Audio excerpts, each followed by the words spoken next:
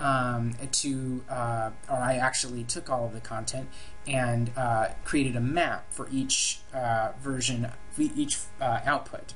So in this case, what I did was I created a PDF and EPUB map. I'm sorry, an HTML and EPUB map, and then a separate PDF map. Now, the PDF map is called a book map in DITA, and a book map includes a little bit more front matter information, such as how to print the book, as well as copyright information, although copyright information is also present in the HTML and EPUB, but in a slightly different format than it would be. It's accessed in a slightly different way than it is in a book. After I created the map, then I also created a real table, and a real table basically it establishes links between topics within the architecture. Inline linking is discouraged in DITA. There's an ongoing debate about that, but in general, it's easier to update links when they're all in one place. So if topics change over time, or if content is revised over time, by keeping all the links in one place, it makes it less likely that there will be malfunctioning links within the information. So I put all the links in one place in a real table, and then I was ready to transform the content. Here you can see what happens when I run a transformation immediately after successfully creating a book map that contains conreps and real tables. You can see that some things work, but some things are still not exactly how I would like it to be.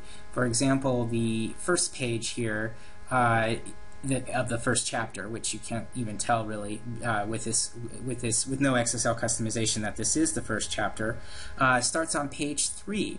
Now, since this is the first page, I would like it to start on page 1, and the reason it starts on page 3 is because it includes the table of contents as part of the it increments the page number beginning with a table of contents rather than with the first page of chapter 1. Additionally, again, there's no context for the reader to be able to tell that this is chapter 1. So that's also a problem. And finally, the transformation has automatically included this related links section at the bottom, which makes the links that are above in the body of the topic somewhat redundant, and so I need to make an architectural decision about whether it's better to include the links in the related links section or whether it's better to include the links as they are described above in this sort of task topic. And I've decided that I want to have it as it's described above in the task topic, so I'm going to have to try to find a way using XSL customization to remove that related link section. But before we actually talk about XSL customization, I want to sort of give you a background about what XSL actually is and what it's about. XSL stands for Extensible Style Sheet Language. Extensible doesn't begin with an X, but they take that second letter, and it's just easier to remember this way. Extensible Style Sheet Language is a sibling or a cousin of CSS, which, if you're familiar with HTML, you know is responsible for formatting content. So XSL basically provides formatting information for XML. Many of the files in the Open DITA toolkit are XSL files. They provide the Apache FO processor, which comes with the XSL toolkit, with instructions on what to do with each DITA element or attribute of that element. To customize the instructions so that they produce the output that I want, I used Windows grep. And Windows grep basically is a local search engine that allows me to quickly navigate through the directory structure of the Open DITA toolkit that has it's rather labyrinthine, to find out what XSL was doing to my XML or DITA when it created the output. So I can basically, for example, search for the list element, which is in DITA as LI. I can enter that into Windows grep, and it will search through the XSL files and provide me with a list of the occurrences or instances of LI, and then I can see what XSL has decided is appropriate for an LI. For example, whether it uses a bullet or an asterisk, whether if it's combined with an OL that element that it actually will use numbers, although that wouldn't be what it would do in DITA actually, but it still gives you a sort of a general understanding of what, I hope this gives you an understanding of what XSL will do and how Windows grep would be helpful. Secondly, I recommend if you can, which I also had, getting a book about XSL and XPath and XQuery. Which basically, if you're learning about XSLT, which just means XSL transformation, that's all that means. You probably want to know not just about XSL, but probably a little bit about XPath and XQuery, because all three of these are used in the Open Data Toolkit. You can use this book, Learning XSLT, published by O'Reilly, as reference for understanding why the files are arranged in the way they're arranged.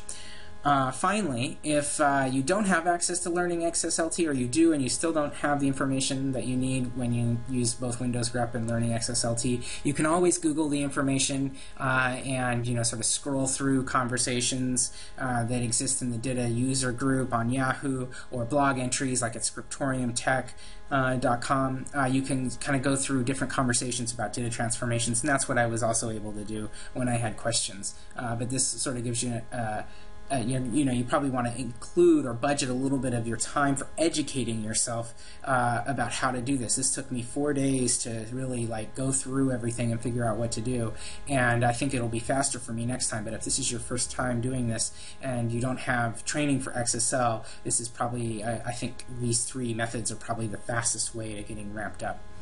So to transform the content into a PDF, I needed to do several things. As I said before, it took me 4 days to transform this content into PDF, just focusing in on the XSL component of it. So the first thing that I did was I located the images that are used to denote things like notes, important, caution, restriction. These are the sort of things that you want to stand out to readers as they're moving through developer API documentation. And I wanted to add GIFs, or JPEGs rather, to these notes, so that readers would pay attention to them, and it would also be unique and would sort of be consistent with the overall brand that I wanted to provide in the PDF and the EPUB and the online help. So once I identified the artwork, I had it all in one directory. I needed to point the corresponding DITA tags to these JPEGs using XSL, so that's one thing I did. And then I also configured the common variables, which are variables that appear frequently throughout the entire PDF. That would include the header, the footer, whether page numbers should be present or not, and not only the header and the footer and the page number, but would the header or the footer have a line on the top or the bottom? Would the page numbers be Roman numerals or just regular numbers? So once I had determined those variables, then I also needed to determine the attributes for the formatting objects. Now, formatting objects, I think, sort of also are another word for variables, although I'm not sure. This is really, I sort of arranged these by the directory within which I found the XSL style sheet. So I found a lot of these in the formatting object directory, and specifically formatting object attributes directory.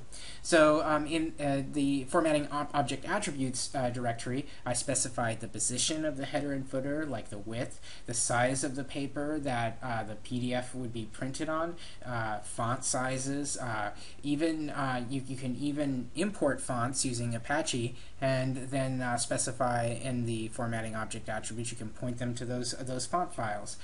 You can also, and this is something I definitely did with my PDF, you can also specify other things, like whether the links should be included at the bottom of every topic. These are all things that can be, there are a lot of things in the formatting object attributes. And then finally, the default XSL style sheets are in their own separate directory, and they specify like the sequence of what should be printed. What should be printed on an odd page? What should be printed on an even page? What should be printed on the first page? What should be printed on the last page?